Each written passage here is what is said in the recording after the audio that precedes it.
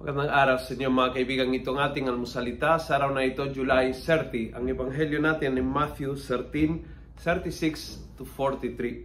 Sabi sa umpisa ng ebanghelyo, "Then he sent the crowds away. The disciples came to him saying, 'Explain to us the parable of the weeds in the field.' Jesus answered them, 'The one who sows the good seed is the Son of Man. The field is the world. The good seed are the people of the kingdom. The weeds are those who follow the evil one. The enemy who sows the weeds is the devil. The harvest is the end of time, and the workers are the angels." Clearly explained. Ngayon, ang punto ng talinghaga is nagsasama ang mabuting trigo at ang masamang damo. Nagsasama at hanggang sa katapusan ay magsasama.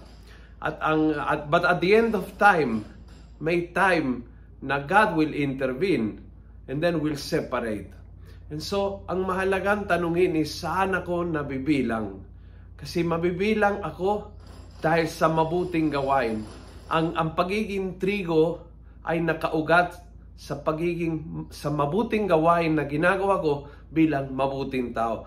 Ang kabutihan umaapaw sa gawain. Ang gawain ay ang bunga ng kabutihan ng mabuting tao. At yun ang nagpapagawa sa akin bilang isang mabuting trigo. Hindi po ang aking religion, hindi ho kung gaano kadalas ako nagsisimba. Alam po natin itong mga bagay na ito ay malaking tulong bilang instrumento. Pero hindi yon ang titingnan ng Panginoon. Ang titingnan niya is ang aking gawain ay mabuti o masama. Ang aking gawain ay nakakatulong sa pakakaisa o nakakawatak-watak. Ang aking gawain ay gawain ng taong maunawain at matulungin. Ang aking gawain ay umaapaw sa isang pusong mabuti dahil ginawa ng Diyos ng mabuti. In touch sa kung paanong ginawa at kung sino ang gumawa. Yung deep realization na ako'y gawa niya, likha niya. Yung kabutihan ko'y galing sa Kanya. Ang aking ugali, ipapattern sa Kanyang ugali. Yun po ang magbubunga ng mabuti.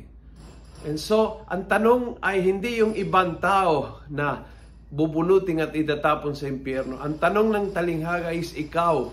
Ikaw ba ay mabuting trigo? Ang ginagawa mo ay mabuti, bunga ng isang mabuting puso. Yun ang orientation natin. Hanapin na ang salita na Diyos ay nakakahamon ng direkta sa bawat isa sa atin. At kung nagustuhan mo ang video ito, pakiusap, pass it on. Punuin natin ang good news ang social media. Gawin natin viral, araw-araw ang salita ng Diyos. And God bless.